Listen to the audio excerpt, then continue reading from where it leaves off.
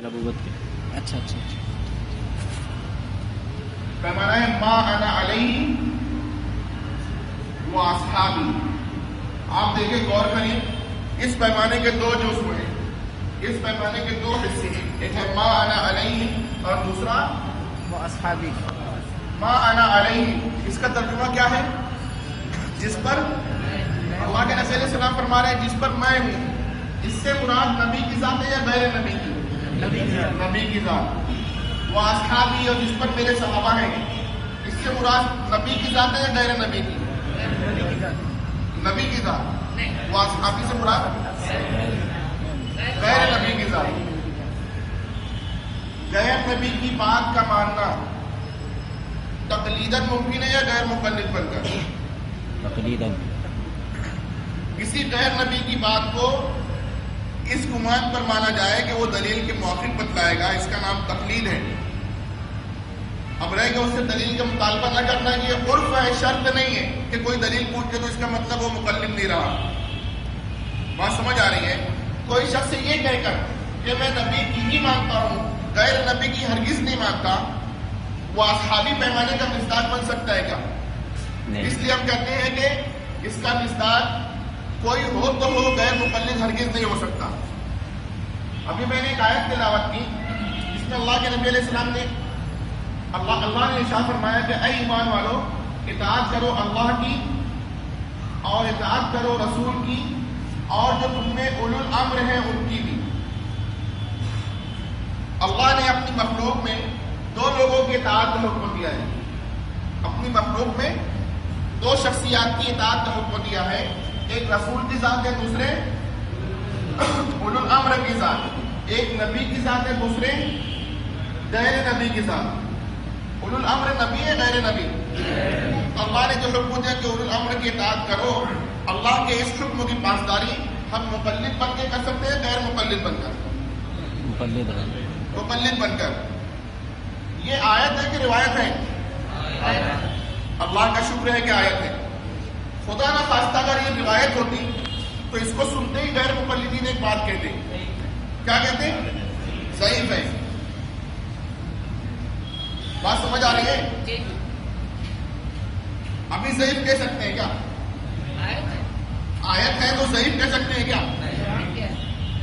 آیت کو ضعیف, لیکن اس کا مطلب یہ نہیں کہ کچھ بھی نہیں کہہ سکتے. ابھی بھی کہیں گے. اب کیا کہیں گے؟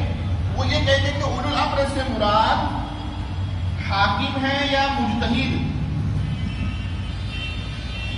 ہم اسے کہتے ہیں کہ آپ نے ہم سے جو سوال کیا ہے وہ سوال نمبر 2 ہے. سوال نمبر 1 ہم آپ سے کرتے ہیں, جب سوال نمبر 1 کا جواب آپ دے دو گے تو سوال نمبر 2 کے جواب کے اختیار ہم آپ کو دے دیں گے. آپ کہیں گے حاکم تو ہم مانیں گے, آپ کہیں گے مجتہد تب بھی ہم مانیں گے. شرط یہ کہ پہلے ہمارے سوال کا جواب دے دو کہ اولو الامر سے مراد نبی ہے یا غیر نبی. کون ہے؟ جب غیر نبی تو اس کا جواب دیجیے, لیکن بات پوری کیجیے اور بتائیے کہ اولو الامر سے مراد حاکم ہے لیکن غیر نبی. اس کا ماننا تقلیداً ہی ممکن ہوگا, غیر مقلد بن کر ہرگز نہیں. اولو الامر سے مراد مجتہد ہے لیکن غیر نبی, اس کا ماننا تقلید ہی کہلائے گا, غیر مقلد ہرگز نہیں. دیکھیے, ایک شخص حاکم پلس مجتہد ہے, ایک شخص حاکم بھی ہے مجتہد بھی ہے, تو اعلیٰ درجے میں اس کی مانی جائے گی کہ نہیں؟ مانی جائے گی نا. اس کا ماننا کیا کہلائے گا, تقلید یا غیر مقلدیت؟ تقلید ہی تو کہلائے گا. ایک شخص حاکم ہے, کیا ہے؟ مجتہد نہیں ہے. دوسرا مجتہد ہے, حاکم نہیں ہے. تو کتاب و سنت سے مسائل اجتہاداً نکالنے کے لیے یہ حاکم خود اس مجتہد کا محتاج ہوگا کہ نہیں؟ مجتہد اجتہاد کر کے کتاب و سنت کی گہرائی سے مسائل نکالے گا, حاکم اسے نافذ کرے گا. ہم مجتہد کے اجتہاد کو بھی مانیں گے, حاکم کے نفاذ کو بھی مانیں گے, لیکن دونوں کا ماننا تقلید ہی کہلائے گا, غیر مقلدیت ہرگز نہیں. اولو الامر سے مراد خلیفہ راشد بھی ہوتا ہے. اولو الامر کا اعلیٰ ترین مصداق خلفائے راشدین ہیں. ایک شخص کو لا کر میں یہاں کھڑا کرتا ہوں غیر مقلدین یہ کہیں کہ اولو الامر سے مراد حاکم ہے تو یہ شخص حاکم بھی ہوگا. اگر کہیں کہ اولو الامر سے مراد مجتہد ہے تو یہ شخص مجتہد بھی ہوگا. اگر کہیں کہ اولو الامر سے مراد خلیفہ راشد ہے تو یہ شخص خلیفہ راشد بھی ہوگا. یعنی اولو الامر کی ہر تفسیر کا اطلاق اس کی ذات پر ہو جائے گا. تو اس کی ذات کے ماننے میں ہمیں اور غیر مقلدین کو متفق ہونا چاہیے کہ نہیں ہونا چاہیے. اگر وہ اس کی ذات کو مان کر متفق ہو گئے تو امت میں ہونے والا یہ اتفاق تقلید کی برکت سے ہوگا یا ترک تقلید کی وجہ سے؟ تقلید ہی. سمجھ آ رہا ہے بات؟ اگر وہ کہیں کہ ہم نہیں مانتے، غیر نبی ہیں ہم نہیں مانتے، یہ کہیں کہ وہ مختلف ہو جائیں تو امت میں ہونے والا یہ اختلاف ترک تقلید کی نوست سے ہوگا یا تقلید کی وجہ سے ہوگا؟ ترک تقلید. ترک تقلید کی نوست سے. یہ لوگ کہتے پھرتے ہیں کہ امت میں انتشار تقلید کی وجہ سے. غلط بات ہے یہ. آپ لوگ یہاں ہیں، آپ دیکھیں مہاراشٹر، کرناٹک، یہ یہاں سے لے کہ کنیا کماری تک جو ساحلی علاقہ ہے، بامبے سے لے کر ادھر پنویل ممبرا کے ادھر آپ دیکھیں، وہ ساحلی علاقے میں جو لوگ مسلمان بستے ہیں وہ امام شافعی رحمۃ اللہ علیہ کی تقلید کرنے والے ہیں، امام شافعی کے مقلد ہیں. ان کے درمیان یہ غیر مقلدین ایک شہر میں بستے محسنہ نام کا، وہاں سے یہ پورے علاقے کو پریشان کر کے رکھے ہیں اور تقلید شرک ہے اور مختلف باتیں کر رہے تھے. تو مجبوراً وہاں پر شوافع اور غیر مقلدین کے درمیان مناظرے کی مجلس کا انعقاد ہوا. تو مناظرے کے لیے پہلے شرائط کی مجلس کا انعقاد ہوا اور 5 گھنٹہ طویل ترین مجلس رہی، صرف عنوان طے کرنے کے لیے. آپ کے علاقے کے رضا اللہ عبد الکریم مدنی اس کے اندر متکلم تھے شوافی کو غیر مقلدین کی طرف سے، بالکل صدر وغیرہ بیٹھے ہیں اور ایک طرف غیر مقلد علماء پورے انڈیا کے بیٹھے ہوئے ہیں، مقیم فیضی، عبدالسلام سلفی، عبدالمعین مدنی، رضا اللہ عبد الکریم مدنی، ابو رضوان محمدی، ابو زید ضمیر اور دیگر بہت سارے، اور اس طرف شوافی علماء بیٹھے ہیں. ادھر متکلم رضا اللہ عبد الکریم مدنی کو طے کیا گیا، ادھر شوافی کے لیے متکلم مجھے طے کر دیا گیا، میں حنفی ہوں شافعی نہیں. دوران گفتگو پیس ٹی وی کے مقرر مقیم فیضی صاحب نے کہا کہ عنوان وہ ہونا چاہیے جس سے امت میں انتشار ہے اور وہ ہے تقلید شخصی.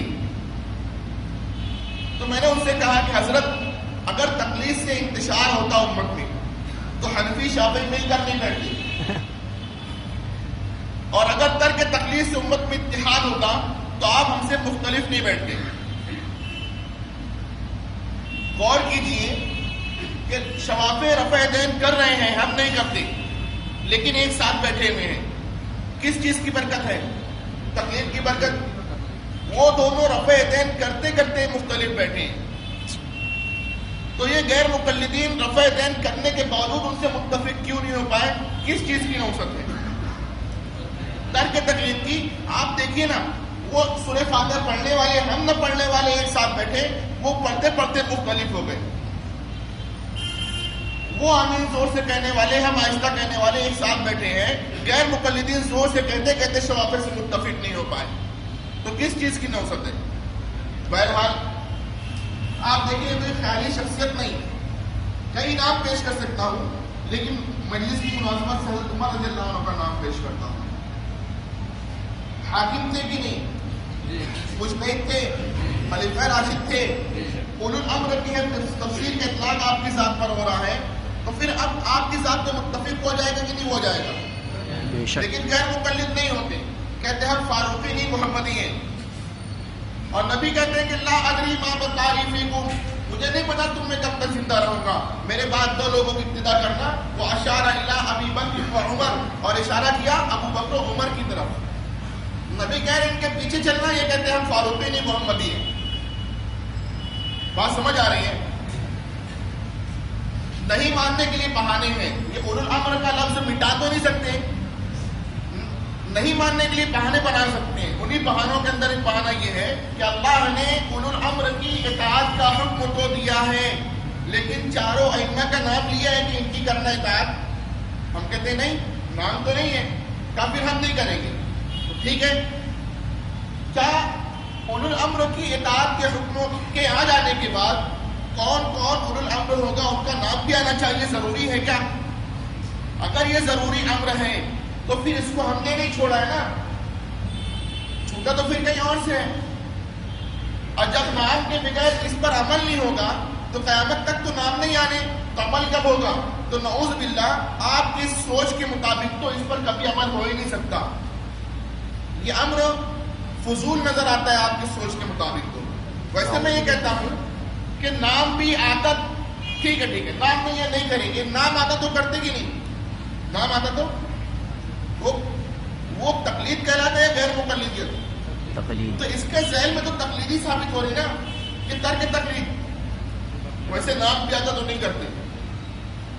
جیسا کہ ابھی سنایا کہ اللہ کے نبی علیہ السلام نے فرمایا کہ مجھے نہیں پتا تم میں کب تک زندہ رہوں گا، میرے بعد 2 لوگوں کی ابتدا کرنا. اشارہ کیا ابو بکر و عمر کی طرف. نام آیا کہ نہیں؟ اور اولو الامر کی تفسیر کا اطلاق بھی ہو رہا ہے اور آپ کے نام کی صراحت بھی ہے، پھر بھی نہیں آتی اس راستے پر جس راستے پر حضرت عمر رضی اللہ تعالیٰ عنہ نظر آ رہی. چن کر مخالفت ہے. 20 تراویح یہ مانیں گے تو پھر غیر مقلد کہتے ہم نہیں مانیں گے.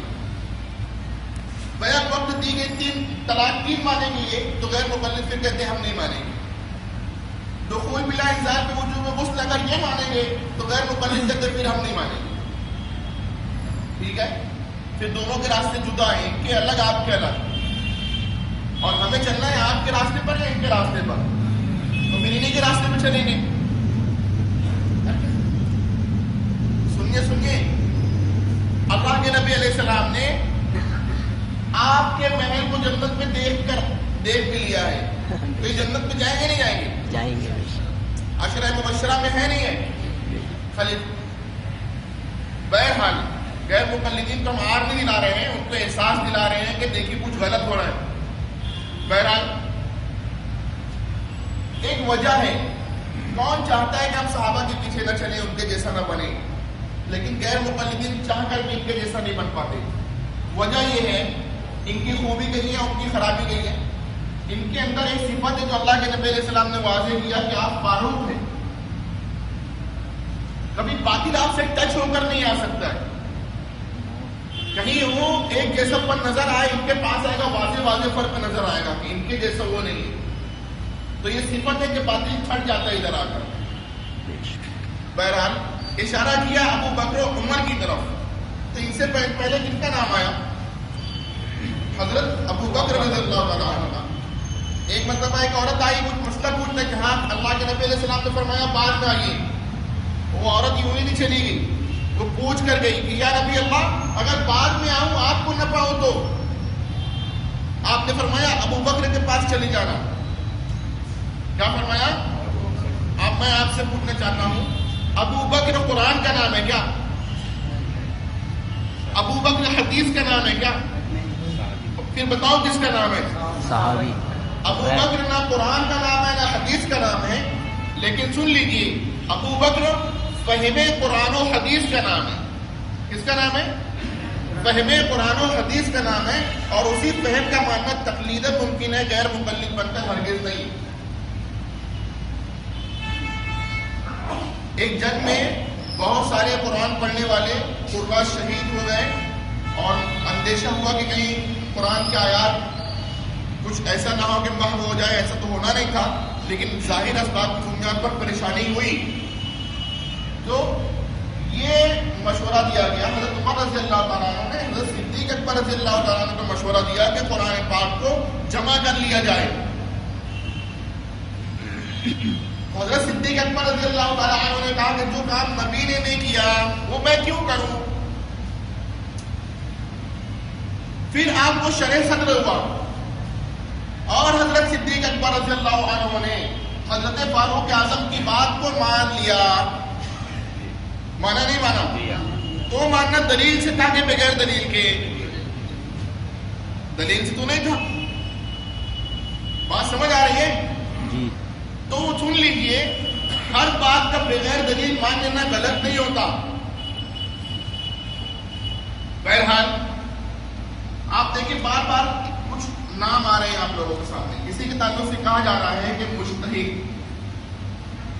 کسی کو ہم کہہ رہے ہیں مقلد، اور کسی کو ہم غیر مقلد کے لفظ سے خطاب کر رہے ہیں.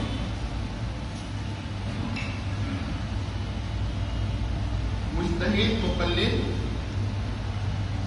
یہ تینوں نبی ہیں کیا؟ تینوں نبی؟ تو تینوں کے نام میں یہ فرق کیسے ہوا؟ تینوں کا ہم کہیں امتی ہے تو صحیح ہے کہ نہیں؟ امتی کہنے میں مشترک ہے یا نہیں ہے؟ پھر اس کے باوجود یہ فرق نام کا کیوں ہوا، یہ جاننے کے لیے ایک لفظ سمجھنا پڑے گا. وہ لفظ ہے استنباط. استنباط. اللہ نے دنیا میں 2 قسم کا پانی پیدا کیا ہے. ایک پانی ہمیں نظر آتا ہے، ایک نظر نہیں آتا. جو نظر آتا ہے اسے کہتے ہیں ظاہر پانی، جیسے دریا کا، سمندر کا، بارش کا، ندی نالے کا، جھرنے کا، چشمے کا پانی نظر آتا نہیں آتا. تو ایسے پانی کو ہم کہتے ہیں ظاہر پانی. کیا کہتے ہیں؟ ایک پانی ایسا ہے جو ہمیں نظر نہیں آتا، زمین کی گہرائی میں چھپا ہوتا ہے، اس سے ہم کہتے ہیں پوشیدہ پانی. جہاں ظاہر پانی سے ضروریات پوری ہوتی ہے وہاں پوشیدہ کی تلاش نہیں ہوتی. لیکن جہاں ایسا نہ ہو تو پوشیدہ کی تلاش ہوتی ہے. یہ تلاش کون کرتا ہے؟ ہم میں کا ہر کوئی یا کوئی کوئی کرتا ہے. جو کوئی کرتا ہے اس میں اور ہم میں ایک فرق ہوتا ہے. اس میں اور ہم میں ایک چھوٹا سا فرق ہوتا ہے. وہ فرق کیا ہوتا؟ وہ اس کام کا اہل ہوتا ہے، ہم اس جگہ نا اہل ہوتے ہیں. یہ فرق ہوتا نہیں ہوتا؟ دنیا کا ہر کام اہل کرتا، نا اہل کبھی کام نہیں کرتا. کرے تو کام خراب ہو جاتا. بہت ساری مثالیں ہیں. اگر کوئی نہیں مانتا تو پھر ایسا کرے کہ نا اہل ہونے کے باوجود یہ اے سی والا سسٹم اپنے ہاتھ سے بنا کر دکھائے. یا اگر وہ ڈرائیور نہیں ہے، نا اہل ہے، تو ڈرائیورنگ کر کے دکھائے. اگر وہ سرجن نہیں ہے تو اپنا آپریشن خود کر کے دکھائے. تو ایسا ہو سکتا ہے کیا؟ ایک تو کرے گا، نہیں کرے گا تو خراب کرے گا. اس بات کے لیے دلیل تو نہیں چاہیے نا، کوئی اختلاف تو نہیں ہے. دلیل پھر بھی دیتے ہیں. کچھ لوگ کہتے ہیں ہر بات میں دلیل. بخاری شریف میں اللہ کے نبی علیہ السلام کا ارشاد موجود ہے.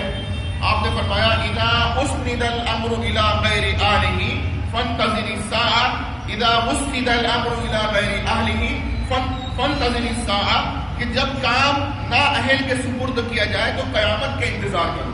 جب کام نا اہل کے سپرد کیا جائے تو. ایک مثال دیتا ہوں. سرجن جسم میں ٹانکے لگانے کا ماہر ہوتا ہے. سرجن ٹیلر کپڑے میں ٹانکے لگانے کا ماہر ہوتا ہے.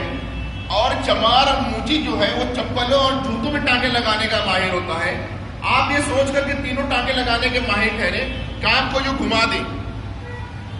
مریض ٹیلر کے پاس کپڑے، موچی کے پاس جوتے، سرجن کے پاس دے دیں تو میرے دوستوں مریض پر بھی قیامت آئے گی، کپڑوں پر بھی قیامت آئے گی، اور چپل پر بھی قیامت آئے گی. بات سمجھ آ رہی؟ تو بہرحال جب وہ پوشیدہ پانی نکالنے کی ضرورت پڑے تو ہم میں کا وہ جو اہل ہے وہ کنواں کھود کر یا بور کر کے پانی نکال لے گا. تو زمین کی گہرائی میں جو چھپا ہوا پانی ہے وہ نکالے گا کہ بنائے گا؟ بنایا کس نے؟ نکالا کس نے؟ فلاں نے. اب یہ کہنا جائز ہوگا فلاں کے کنویں کا پانی، فلاں کی بورنگ کا پانی. یہ نسبت بنانے کی نہیں، نکالنے کی ہوگی. کوئی جا کے کہے گا نہیں دیکھو یہ فلاں کے کنویں کا پانی نہیں، اللہ کا پانی ہے. یہ فلاں کی بورنگ کا پانی نہیں، اللہ کا پانی ہے. تو اس کا یہ کہنا بدفہمی کی علامت بنے گا، کیونکہ نسبت بنانے کی نہیں، نکالنے کی لگی ہوئی ہے. بات سمجھ آ رہی ہے؟ تو سنیے، زمین کی گہرائی میں چھپے ہوئے پانی کے نکالنے کا جو عمل ہو رہا ہے، زمین کی گہرائی میں چھپے ہوئے پانی کے نکالنے کا جو عمل ہو رہا ہے اسے کہتے ہیں استنباط کرنا. کیا کہتے ہیں؟ استنباط کر کے یا استنباط کے ذریعے چھپا ہوا پانی ظاہر کیا جاتا ہے، پانی بنایا نہیں جاتا. بات سمجھ آئی؟ میں نے ایک روایت سنائی تھی آپ لوگوں کو، جس میں اللہ کے نبی علیہ السلام نے فرمایا کہ میں تم میں 2 چیزیں چھوڑے جا رہا ہوں. میں تم میں 2 چیزیں چھوڑے جا رہا ہوں، جب تک اس کو مضبوطی سے تھامے رہو گے ہرگز گمراہ نہیں ہوں گے. اللہ کی کتاب اور اس کے نبی کی سنت. ترکت فیکم امرین لن تضلوا ما تمسکتم بہما، کہ کتاب اللہ و سنت نبی، یہ والے الفاظ موطا امام مالک کے ہیں. آپ دیکھیں کتاب و سنت کی آیات و روایات کو اسلامک ٹرم میں نص کہتے ہیں. کیا کہتے ہیں؟ نص کہتے ہیں. نص یہ جو نصوص ہیں یا کتاب و سنت کی جو آیات و روایات ہیں یہ محدود ہیں کہ لا محدود ہیں؟ محدود. سوچ کر بتائیے. لا محدود. الحمد سے پہلے کوئی آیت ہے کیا؟ والناس کے بعد کوئی آیت ہے کیا؟ اللہ کے قرآن کی آیات محدود، نبی علیہ السلام کے فرامین مبارکہ محدود، لیکن قیامت تک کے مسائل لا محدود. ان لا محدود مسائل کا حل اللہ نے محدود دلائل میں رکھا ہے، لیکن دوستو دو طرح سے. کتنے طریقے سے؟ کچھ نئی نئی باتیں سننے میں آ رہی ہیں جو کبھی سنے نہیں، یا ایسے لفظ سننے میں آ رہے ہیں جو کبھی سنے نہیں. ایک اجنبیت کا ماحول بن جائے گا، لیکن آپ لوگ ڈٹے رہے جمے رہے تو انشاءاللہ آج اتنا اطمینان ہوگا کہ آپ جہاں کھڑے ہیں مطمئن ہو کر نماز پڑھیں گے، روزہ رکھیں گے، جو کچھ کرنا ہے صحیح طور پر کر رہے ہیں، یہ اطمینان ہوگا.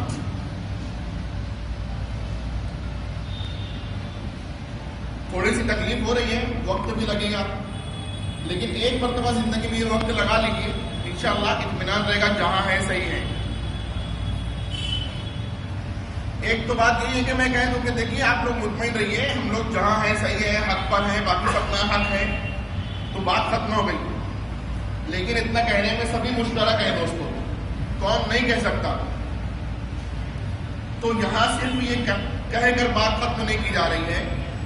آج کچھ ایسی بات کی جائے گی کہ انشاءاللہ آپ علی وجہ البصیرت اپنی جگہ خود مطمئن ہو کر بیٹھیں گے کہ ہاں ہم لوگ ہی صحیح ہیں. بہرحال کتاب و سنت کی آیات و روایات کی محدود ہے، قیامت تک کے مسائل کا حل اس میں موجود ہے، جبکہ وہ لا محدود ہے. تو یہ مسائل کا حل اللہ نے رکھا تو ہے، لیکن دو طرح سے. کتنے طریقے سے؟ دو طرح سے. ایک ورق پر ایک انسان کی تصویر بنی، وہ تصویر ہم نے مختلف جگہ سے پھاڑ دی یا اس کے مختلف ٹکڑے کر لیے اور ایک بچے کو دے دیا، اس نے اس کو جوڑ دیا.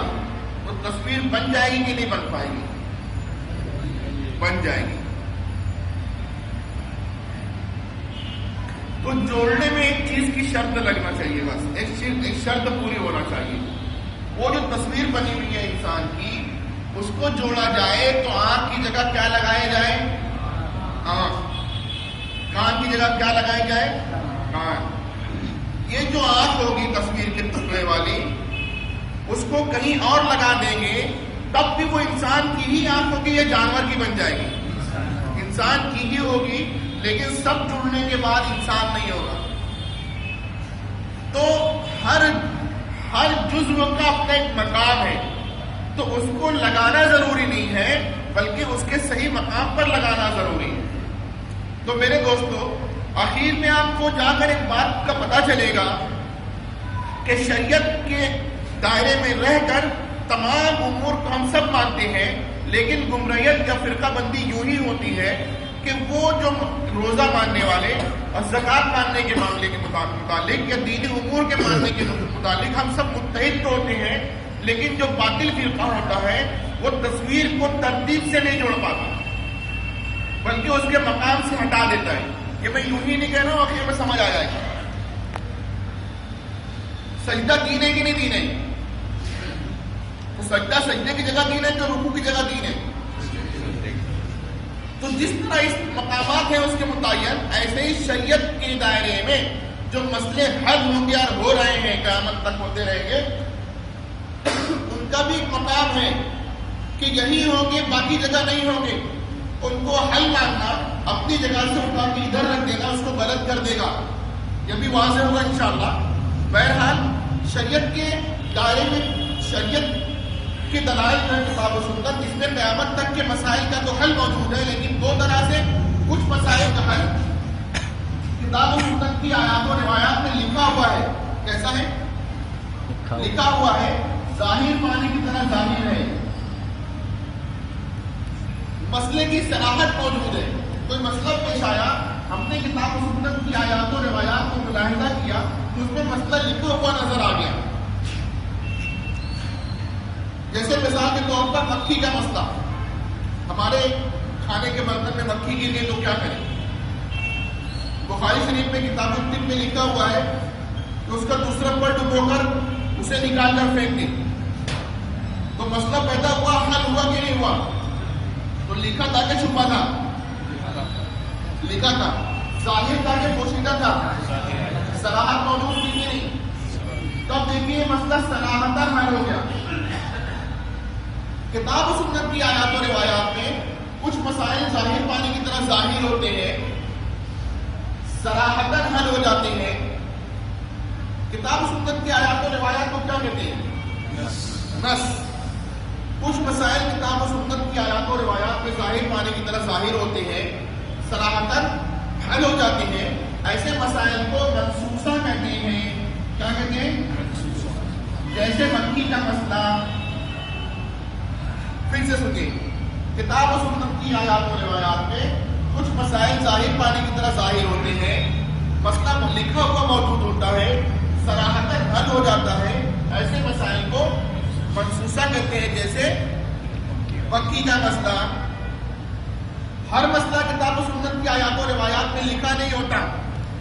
لکھا نہ ہو تو اس کا مطلب ہوتا ہی نہیں ہے، ایسا نہیں ہے. لکھا نہیں تو چھپا ہوتا ہے، ظاہر نہیں تو پوشیدہ ہوتا ہے. جو مسئلہ کتاب و سنت کی آیات و روایات میں ظاہر نہیں پوشیدہ ہو، لکھا نہیں چھپا ہو، ایسے مسائل کو کہتے ہیں غیر منصوصہ. کیا کہتے ہیں؟ جیسے مچھر کا مسئلہ. ہمارے برتن میں مکھی گرتی کہ مچھر بھی گر جاتا؟ مچھر گرے تو کیا؟ مسئلہ لکھا موجود نہیں ہے. جب لکھا نہیں ہے تو ہے ہی نہیں کہ ہے. اگر کہیں کہ نہیں ہے تو پھر اسلام مکمل کیسے ہوا؟ تو ضرور اگرچہ لکھا نہیں لیکن چھپا ہے، ظاہر نہیں تو پوشیدہ ہے، منصوص نہیں تو غیر منصوص ہے.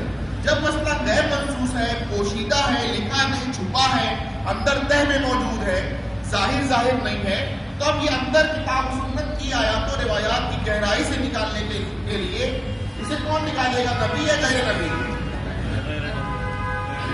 نبی ہی نکال دیں، مسئلہ ظاہر ہو جائے گا، منصوص بن جائے گا، صراحتاً حل ہو جائے گا. نبی موجود نہیں ہے، مسئلہ ہے، لکھا نہیں چھپا ہے، تو ضرور بھی ضرور نبی نہیں کوئی غیر نبی نکالے گا. لیکن وہ نکالنے والا اہل ہوگا کہ نہ اہل ہوگا؟ اہل ہوگا. اہل سمجھ کر مچھر کو نکالے گا. اہل کیسے نکالے گا؟ سمجھ کر. وہ دیکھے گا کہ مچھر سے متعلق نس موجود ہے کیا، تو نس نظر نہیں آئے گی. مکھی والی نس ملی تھی، مچھر کے لیے نس نظر نہیں آئے گی، تو وہ دیکھے گا اس سے ملتا جلتا مسئلہ موجود ہے کیا، تو مکھی والا مل جائے گا. اس پہ وہ غور کرے گا. کیا کرے گا؟ آپ لوگ بھی تھوڑا سا کر لیں. جب مکھی گری تھی تو حکم ملا تھا 1 یا 2؟ بولو نا، غلط ہوگا اور کیا ہوا؟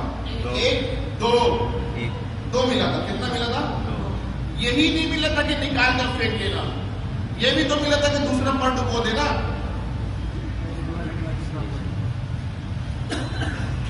تھوڑی گہری بات کرنے جا رہا ہوں، بہت توجہ سے سنیے.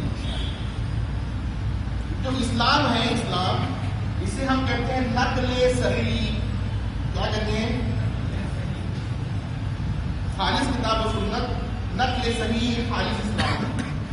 اور عقل ہوتی نا، تو عقل ایسی ویسی بھی ہوتی ہے، کمزور بھی ہوتے، کچھ لوگ فہیم ہوتے، کچھ بد فہم بھی ہوتے ہیں. لیکن جس کی عقل سلامت ہے، تو عقل سلیم. کون سی عقل؟ عقل سلیم اور نقل صحیح میں کبھی اختلاف نہیں ہوتا. جب بھی اختلاف ہوگا تو عقل کا قصور یا نقل کا قصور یا عقل کا فطور ہوگا. بات سمجھ آ رہی ہے؟ اسلام خالص پر کبھی بھی حقیقی اعتراض نہیں ہو سکتا. مثال کے طور پر میں یوں کہوں کہ دیکھیے کتنی بڑی عمارت پھوٹی ہوئی ہے، تو 2 ہی بات ہوگی، یا تو پھوٹی نہیں ہوگی یا تو پھوٹی ہوگی. پھوٹی ہوگی تو میرا اعتراض حقیقی ہوگا، ورنہ میری آنکھ کا قصور ہوگا. تو ایسا ممکن ہے کہ نہیں عمارت میں؟ دونوں ہی اعتراض ممکن ہے. ہو سکتا ہے میرا قصور ہو یا تو ہو سکتا ہے عمارت ہی خراب ہو. لیکن اسلام خالص پر کبھی حقیقی والا اعتراض نہیں ہوگا. جب بھی کوئی کہے گا کہ اسلام کی دیوار میں چھید ہے تو اس کی آنکھ میں قصور ہوگا, اس کو اپنی آنکھ کا علاج کرانا پڑے گا. تو بہرحال نقل صحیح اور عقل سلیم میں کبھی بھی اختلاف کے ساتھ نہیں ہوتا. جب بھی اس لیے جو اسلام خالص ہے اس پر کبھی بھی عقلی اعتراض ممکن نہیں ہوگا. وہ جگہ اعتراض کرنے کی نہیں ہوتی ہے, اعتراض کرنے والے کے عقل کے علاج کی ہوتی ہے. تو ایسی جگہ نام نہاد دانشوران قوم جو ہیں وہ اعتراض کرتے ہیں تو زبان حال سے یوں کہتے ہیں کہ کس سلیقے سے پتائے ہوش ہم کھوتے رہے, گرد چہرے پر جمی تھی آئینہ دھوتے رہے. چہرہ دھونا چاہیے تو وہ آئینہ دھو رہے کہ میں کیسے صاف ہو جائے, خود کی خامی نظر نہیں آ رہی. میں یہ بتانا چاہ رہا ہوں دوستو کہ وہ جب یہ حکم مل رہا ہے شریعت میں کہ مکھی کا دوسرا پر ڈبو, تو عقل کہتی ہے مت ڈبونا, نقل کہتی ہے ڈبونا. عقل کہتی ہے کیوں, نقل کہتی ہے اس کے ایک پر میں زہر دوسرے میں شفا ہے. کیوں کا جواب ملا کہ نہیں؟ وہ کیوں کا جواب ہی اس حکم کی علت ہے. تو وہ جب غور کرے گا تو مکھی والا مسئلہ ملے گا, اس میں دو حکم ملیں گے. ایک کی علت اس میں موجود ہوگی کہ یہ حکم کیوں دیا گیا, دوسرا حکم نکال کر پھینک دو یہ کیوں حکم دیا گیا یہ لکھا نہیں ہے. اب غور کر کے یہ سمجھنے کی کوشش کرے گا تو اسے پتا چلے گا کہ مکھی کے اندر بہنے والا خون نہیں ہے, دم سائل نہیں ہے, جمع ہوا منجمد خون ہے, مائع میں جا کے تحریر اور مکس سے نہیں ہوا, اس لیے اس کو نکال کر پھینک دیا گیا. جب اس علت کا اسے پتا چلے گا تو وہ مچھر میں دیکھے گا تو مچھر سمیت 100 سے زائد کلو میں مکھی کی طرح جمع ہوا منجمد خون موجود پائے گا. تو جس علت کی بنیاد پر مکھی نکلی اسی علت کے پائے جانے کی بنیاد پر اہل سمجھ کر مچھر نکال لے گا. بات سمجھ آ رہی ہے؟ یہ مسئلہ لکھا تھا کہ اندر سے نکالا گیا, اندر سے نکالا گیا. تو اہل نے مسئلہ بنایا ہے کہ بتایا ہے؟ بتایا ہے, بنایا نہیں. بات سمجھ آ رہی ہے؟ اب دیکھیے جس طرح کتاب و سنت کی آیاتوں نے جس طرح زمین کی گہرائی میں چھپے ہوئے پانی کے نکال لینے کا نام استنباط کرنا ہے, ایسے ہی کتاب و سنت کی آیات و روایات کی گہرائی سے مسئلے کے نکال لینے کا نام استنباط کرنا ہے. قرآن کی زبان میں اجتہاد کرنا ہے, حدیث کی زبان میں ہم عام طور سے کہتے ہیں قیاس کرنا. کیا کہتے ہیں؟ قیاس کرنا, اجتہاد کرنا, استنباط کرنا, یہ ہم مانا ہے.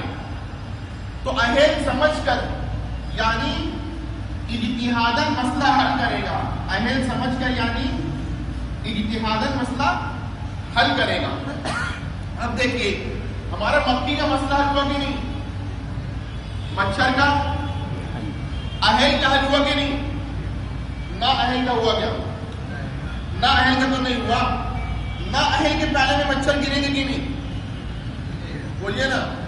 اب وہ کیا کرے گا, وہ تو نہ اہل ہے, مچھر کے تعلق سے نفع بھی نہیں پائے گا کیونکہ ہے ہی نہیں, اور سمجھ کر مسئلہ بھی حل نہیں کر پائے گا. تو اب کرے گا کیا؟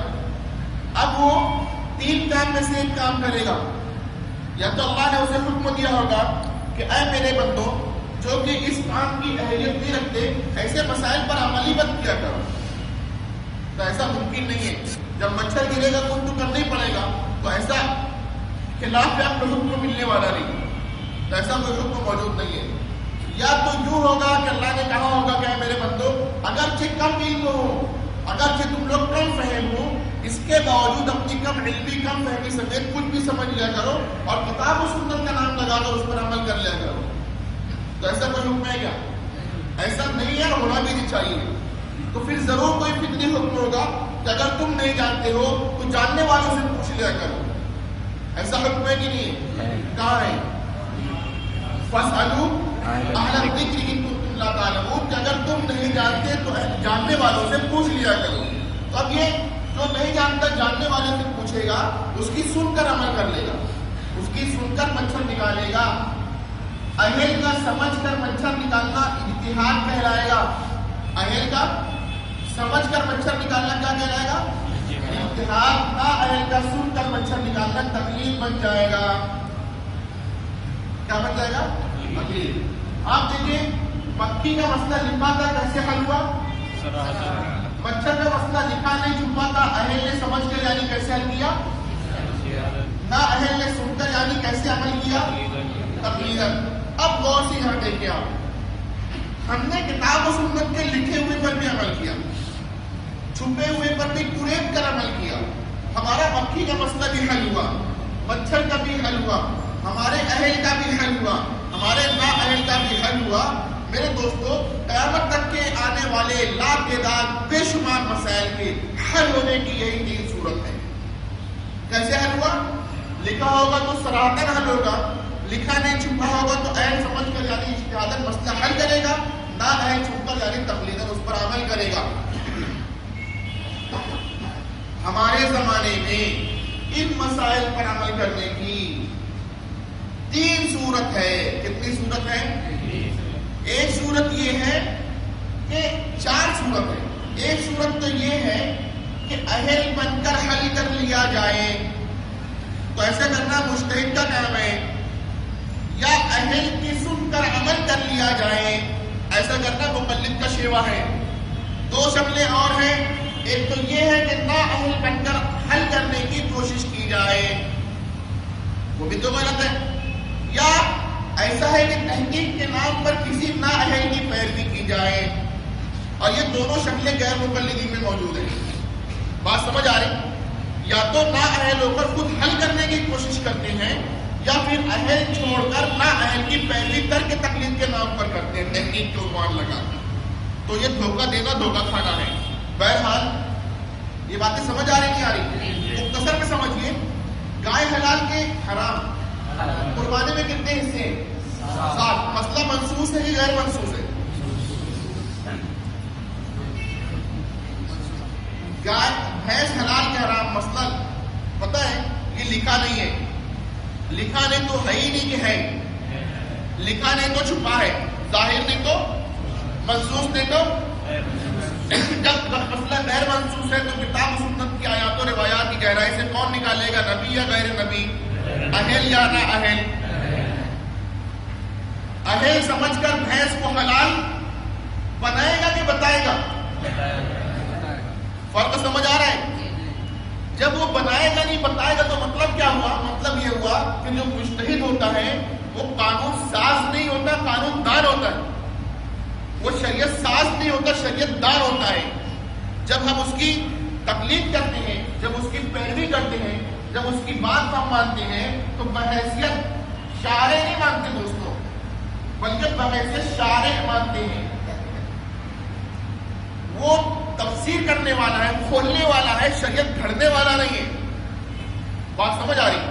تو بہرحال آپ دیکھیں گائے کا مسئلہ منسوس ہے، ظاہر پانی کی طرح ظاہر ہے، تو کیسے حل ہوا؟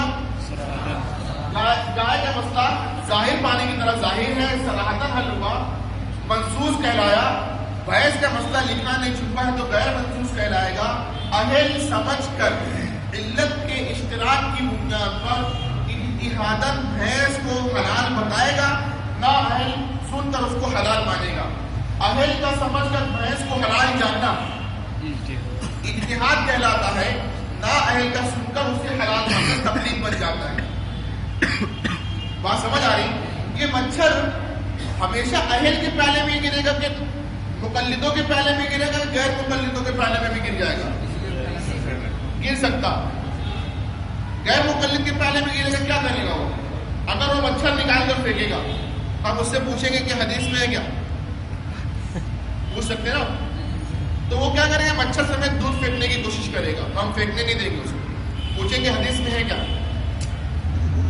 تو پورا زور لگا کر یہ کرے گا کہ مچھر سمیت دودھ پینے کی کوشش کرے گا، ہم پینے بھی نہیں دیں گے. کیا پوچھیں گے؟ حدیث میں ہے کیا؟ سن لیجئے، اجتہاد و تقلید کے انکار کے بعد، جب اجتہاد و تقلید کے انکار کے بعد ایک غیر مقلد مچھر نکال کر پھینکے تو بے دلیل، مچھر سمیت دودھ پھینکے تو بے دلیل، مچھر سمیت دودھ پیے تو بے دلیل. سن لیجئے، ایک مسلمان جاہل تو ہو سکتا ہے لیکن بے دلیل نہیں ہو سکتا. بات سمجھ آ رہی ہے؟ کیونکہ اس کو دلیل کا علم نہ ہو، پتہ نہ ہو، یہ تو ممکن ہے، لیکن جس اسلام کو وہ مان رہا ہے اس کے پاس بھی دلیل نہ ہو، یہ ہرگز ممکن نہیں۔ غیر مقلدین نے اجتہاد و تقلید کے انکار کے بعد جس خود ساختہ اسلام کی تعمیر کی ہے، وہ اسلام انہیں ایک مچھر کے سامنے بے دلیل کر دیتا ہے۔ بات سمجھ آ رہی؟ بحث کا مسئلہ منصوص نہیں، اہل نے سمجھ کر اسے حلال جانا، نہ اہل نے سن کر مانا۔